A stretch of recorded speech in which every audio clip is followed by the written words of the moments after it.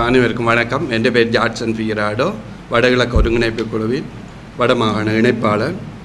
ஒருங்கிணைந்த வடகிழக்கு மாகாணத்துக்குள் மீளப்பெற முடியாத சமஷ்டி முறையிலான தீர்வை நாங்கள் வலியுறுத்தி கடந்த ஆவணி மாதம் 1ஆம் தேதி நாங்கள் தொடர்ந்திருந்தோம். அதற்கு முன்னும் எங்களுடைய தமிழ் தலைமைகள் தொடர்ச்சியாக சமஷ்டி முறையிலான அரசியல் தீர்வை வலியுறுத்தி இருக்கின்றார்கள்.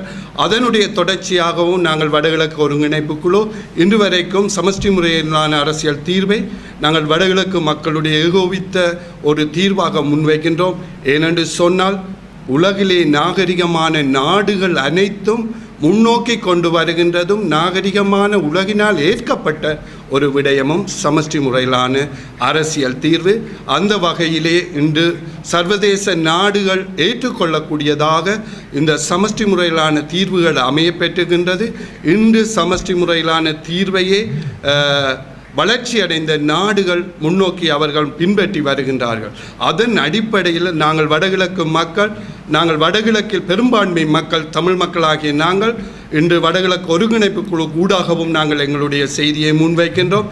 சமஷ்டி முறையிலான தீர்வையே நாங்கள் எங்களுடைய ஒரு தமிழ் மக்களின் நீண்டகால புரையோடி போயிருக்கின்ற பிரச்சினைக்கான ஒரு தீர்வாக அமையும் என்பதனை நாங்கள் தொடர்ச்சியாக முன்னெடுத்து வருகின்றோம்.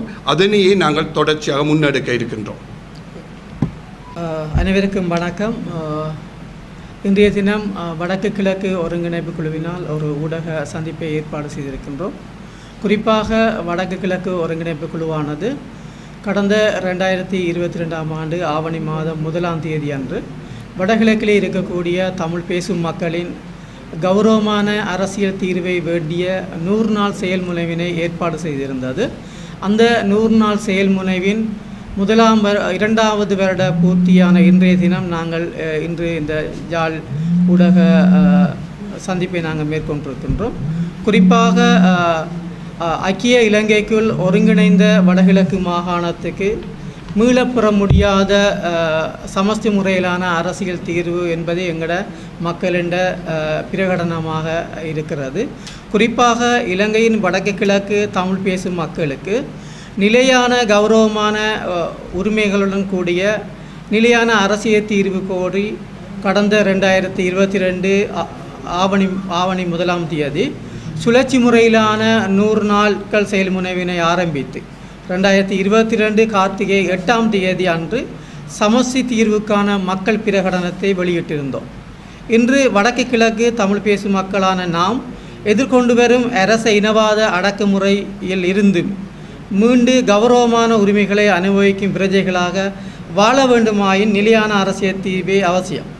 ஒருங்கிணைந்த வடகிழக்கு மாகாணத்துக்கு மீளப்பெற முடியாத சமஷ்டி முறையிலான தீர்வு ஒன்றை நாம் திடமாக வலியுறுத்தி நிற்கின்றோம். இலங்கையில் நாம் சிறுபான்மையினர் அல்ல. இலங்கையின் வடக்கு கிழக்கு பிராந்தியத்தில் எமக்கான சுயநிர்ணய உரிமைகளை உறுத்துடைய இறைமையுள்ள மக்கள் சமூகத்தினுடைய நாங்கள் எமது சுயநிர்ணய உரிமை இறைமை என்பதை சமஷ்டி முறைமையின் மூலம் உறுதி செய்து கொள்ள திட சங்கல்பம் கொண்டுள்ளோம். இதுவரை காலமும் ஆட்சிக்கு வந்த சிங்கள அரசியல் தலைமைகள் அரசியல் தீர்வுகள் பற்றி வாயளவில் கதைத்து தமிழ் மக்களை ஏமாற்றி வந்துவிட்டனர். எவ்வளவு காலத்துக்கு எமது வருங்கால சந்ததியினரும் இந்த அடக்குமுறைகளையும் ஏமாற்றுகளையும் அனுபவிக்கப் போகின்றனர்.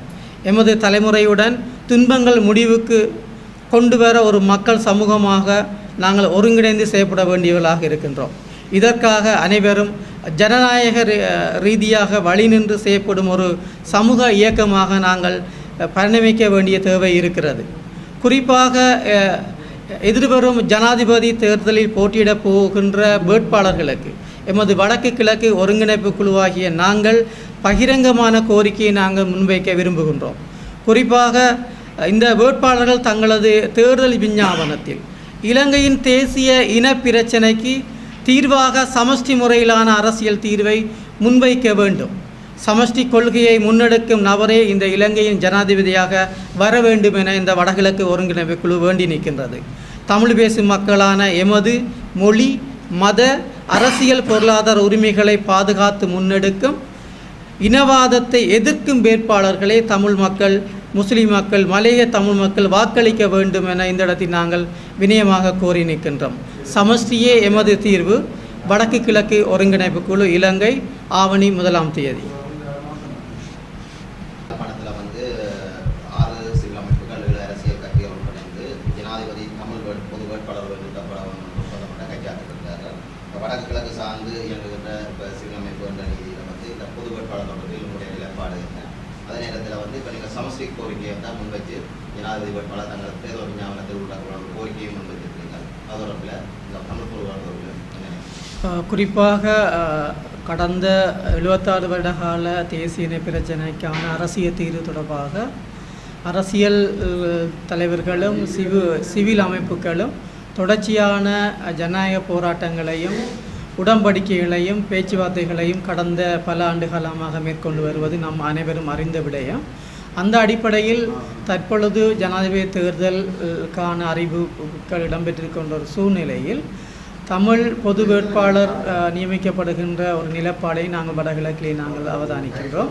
இந்த தமிழ் பொது வேட்பாளர் என்பது உண்மையிலே நாங்கள் காலம் கடந்த ஒரு ஞானமாக பார்க்கின்றோம். ஏனென்று சொன்னால் நாங்கள் இதற்கான அடிப்படையான எந்தவித நடவடிக்கைகளையும் வடகிழக்கில் இருக்கக்கூடிய சிவில் சமூகங்களோ அல்லது அரசியல் தலைமைகளோ அடிநிலை மக்கள் மத்தியிலே இந்த விடயத்தை இன்று வரை ஆழமாக கொண்டு செல்லப்படவில்லை. இந்த நிலையில் இந்த ஜனாதிபதி தேர்தலிலே தமிழ் பொது வேட்பாளரில் களமிறங்குவது என்பது ஒரு யதார்த்தமற்ற விடயமாகவே வடகிழக்கு ஒருங்கிணைப்பு குழு கருதுகின்றது. ஏனென்று சொன்னால் வடகிழக்கில் இருக்கக்கூடிய எமது தமிழ் மக்கள் இன்றைக்கு பலதரப்பட்ட வகையில் பல ஆளுங்கட்சிகள் அல்லது எதிர்க்கட்சிகள் அல்லது தமிழ் தரப்புகளுக்குள்ளே பல அரசியல் கட்சிகள் மத்தியிலே பிளவுபட்டு இருக்கிறார்கள். இந்த பிளவு ஒருங்கிணைக்கப்பட்டு வடகிழக்கில் இருக்கக்கூடிய அனைத்து தமிழ் மக்களும் ஒரு கொடையின் கீழ் வருகின்ற ஒரு சந்தர்ப்பத்தில் நாங்கள் இவ்வாறான ஒரு நடவடிக்கையை மேற்கொள்வோமாக இருந்தால் இந்த தமிழ் மக்கள் ஒரு ஒருமித்த கொள்கைக்குள் நிற்கின்றார்கள் அல்ல இருக்கிறார்கள் என்பதை இந்த தேசமும் சர்வதேசமும் உணர்ந்து கொள்ளக்கூடிய மாதிரி இருக்கும். ஆனால் இன்றைக்கு நாங்கள் பார்ப்போமாக இருந்தால் வடக்கிலேயோ சரி கிழக்கிலேயோ சரி தமிழ் கட்சிகள் பல ஆளுங்கட்சியுடன் அல்லது அரச கட்சிகளுடன் இணைந்திருக்கிறார்கள். இந்த நிலையில் இந்த ஆளுங்கட்சியுடன் இணைந்திருக்கின்ற அந்த அரசியல்வாதிகளின் பின்னணியில் பல லட்சம் தமிழ் மக்களின் வாக்குகள் இருக்கிறது. இந்த நிலையில் நாங்கள் தமிழ் பொது வேட்பாளர் என்பது நாங்கள் களமிறக்கப்படுகின்ற ஒரு சூழ்நிலையில் நாங்கள் ஒரு குறைந்த அளவு எண்ணிக்கையிலான மக்களின் வாக்குகளை நாங்கள் பெறுவோமாக இருந்தால் அது இந்த தேசத்துக்கும் சர்வதேசத்துக்கும் இந்த சர்வசன வாக்கெடுப்பை போன்ற ஒரு விளைவினை ஏற்படுத்தும் என்ற அச்சம் எங்களுக்கு இருக்கிறது.